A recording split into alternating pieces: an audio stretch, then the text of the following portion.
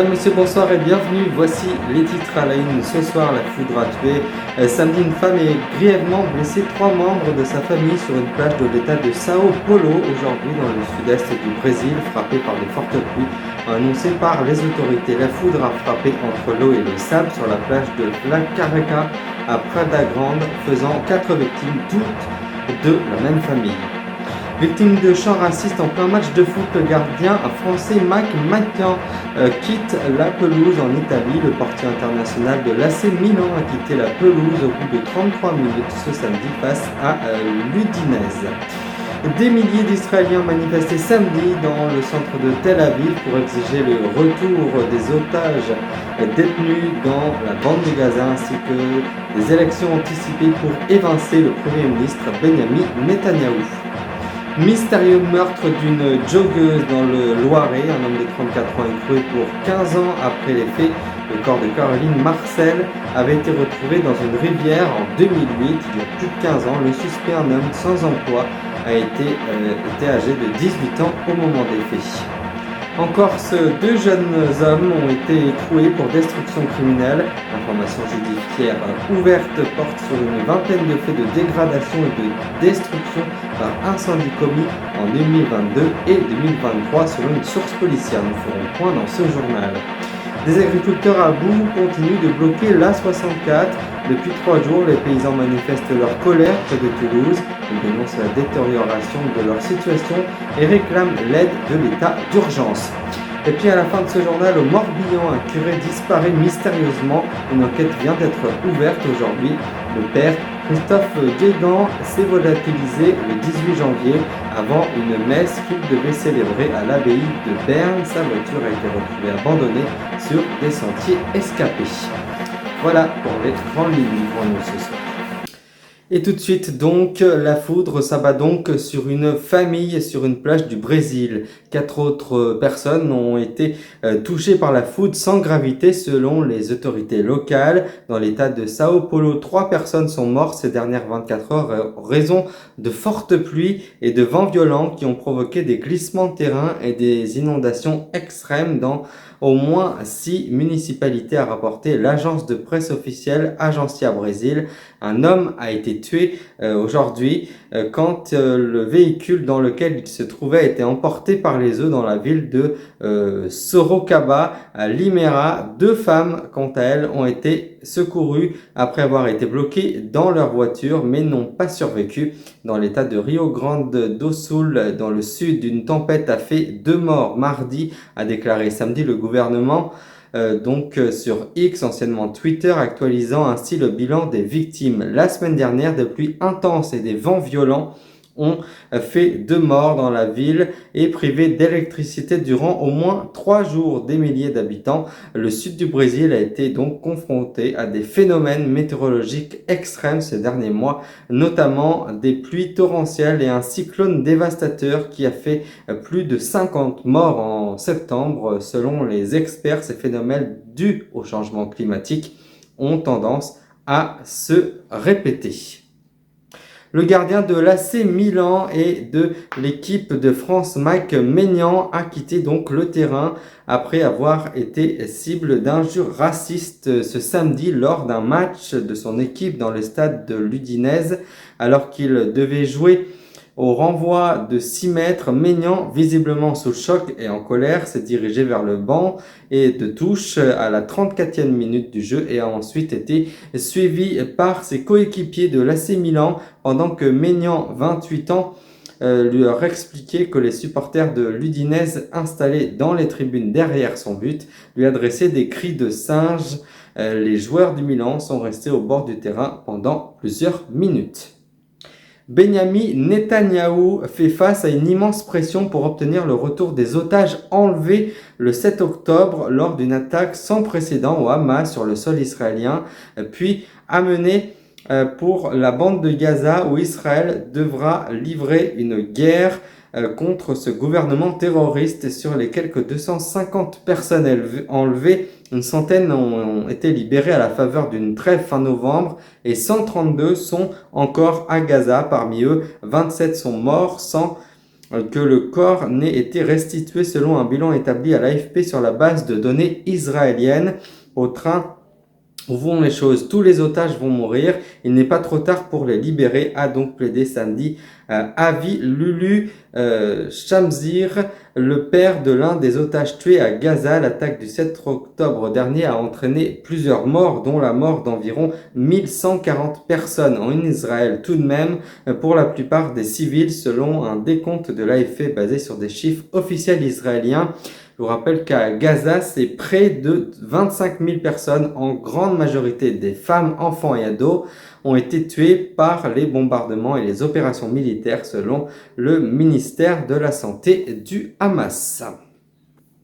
Je vous le disais dans les titres, un code case est passé en passe d'être élucidé. Le suspect du meurtre de Caroline Marcel, c'était en 2008 sur les bords de Loiret, a été mis en examen et placé en détention provisoire samedi dernier, a indiqué le parquet de Nanterre, où cette affaire avait été transmise au pôle national Cold Case. Interpellé et placé en garde à vue mardi à Toulouse, l'homme a été présenté samedi après-midi à un juge d'instruction de ce pôle dédié aux affaires non élucidées.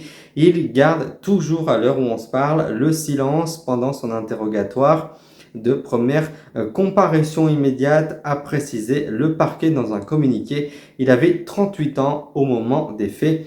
Sachez en tout cas que le suspect avait été placé en garde à vue mardi donc à Toulouse auprès des enquêteurs de l'Office central pour la répression de violences aux personnes, co-saisi avec la police judiciaire d'Orléans. Le meurtre en juin 2008 à Caroline Marcel alors qu'elle faisait son jogging près d'Olivet dans la banlieue de Sud-Orléans, donc en région Centre-Val de Loire, est l'une des affaires non élucidées françaises transmises au nouveau pôle du parquet de Nanterre, chargé depuis mars 2022 de cold case, justement ces dossiers anciens non résolus et non élucidés. Une affaire corse à Paris. 2 jeunes hommes ont été mis en examen aujourd'hui dans la capitale française par un juge d'instruction antiterroriste. Ils sont soupçonnés d'avoir participé, notamment en Corse, à une dizaine d'incendies ou de dégradations criminelles revendiquées par le mouvement, donc la Corsa Clandestina, jeunesse corse clandestine, selon le source proche du dossier. Ils ont été placés donc en détention provisoire conformément aux réquisitions du parquet national antiterroriste, a détaillé auprès d'une source policière. Selon cette même source, ils ont été mis en examen pour association de malfaiteurs en vue de préparer des actes de terrorisme, destruction par moyens dangereux en relation avec une entreprise terroriste et dégradation, détérioration par moyens dangereux en relation avec une entreprise terroriste. Sachez en tout cas que l'information judiciaire ouverte porte sur une vingtaine de faits de dégradation et de destruction corporelle, ce qui permet de relativiser le caractère criminel de l'association de malfaiteurs terroristes retenue par le juge, a déclaré l'avocat de l'un d'eux, maître Jean-François Casalta.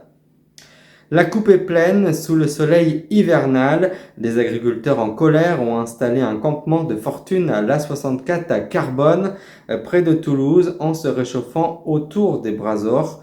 Déterminés à tenir ce barrage pour dénoncer la détérioration de leurs conditions. Je cite, « Ici commence le pays de la résistance agricole », a-t-on pu entendre sur une bâche couvrant un tas de bottes de paille haut de 3 mètres. Les automobilistes contraints de sortir de l'autoroute à hauteur de Carbone à quelques 45 km de Toulouse.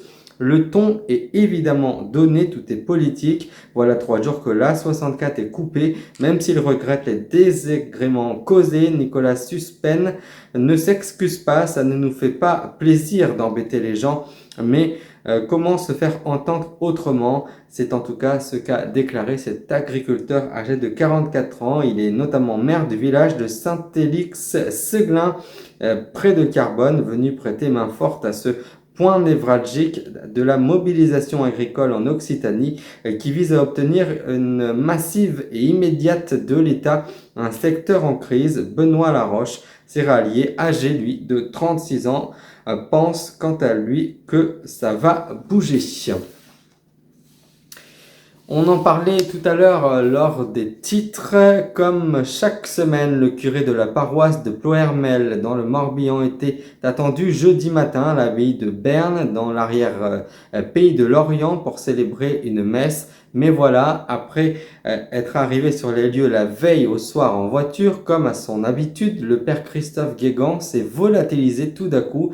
Sa disparition a été signalée dès jeudi après-midi par les dominicaines de l'abbaye de Berne, inquiètes de cette absence inattendue auprès du Figaro, notamment ce journal, cette presse écrite, auprès du parquet de Lorient, confirmant une information de Ouest France. Dans le cadre d'une enquête ouverte en disparition inquiétante, les gendarmes de la brigade de Ploërmel et de Fauët ont découvert que durant la nuit de mercredi à jeudi, le téléphone portable du prêtre était géolocalisé aux environs de Lacunolé, à une dizaine de kilomètres de Berne, dans le Morbihan.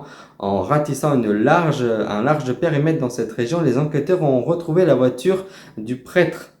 Mais voilà, la voiture est vide, sans occupant. Donc une petite commune sauvage et rochereuse dans le Finistère, donc à Guyot-Gomarche.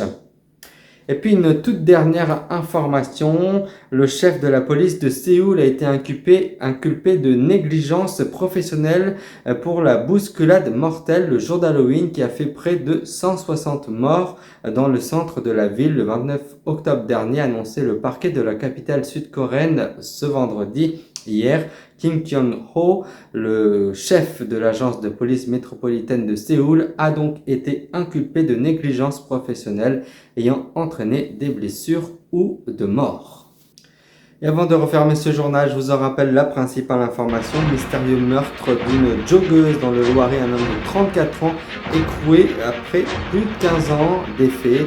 Le corps de Caroline Marcel avait été découvert dans une rivière en 2008. Le suspect, un homme sans emploi, était âgé de 18 ans au moment des faits. Voilà, c'est la fin de ce Grand News. Merci de l'avoir suivi, merci d'avoir été aussi nombreux, merci de nous avoir suivis durant ces 2 semaines du lundi au samedi. Je vous retrouve non pas samedi prochain, mais je vous annonce qu'il y aura un nouveau rendez-vous d'information, puisque vendredi soir, je vous retrouverai dans le Grand News Soir. Je vous retrouverai notamment samedi pour le Grand News Midi et le Grand News Soir, donc le soir, ainsi que dimanche. Voilà, rendez-vous est pris pour notre nouveau rendez-vous d'information, soit 5 journaux tous les week-ends. Merci à vous d'avoir suivi ce magazine. On se retrouve donc vendredi soir dans le Grand News Soir. Belle soirée à vous. Je vous souhaite une très très belle semaine. Merci.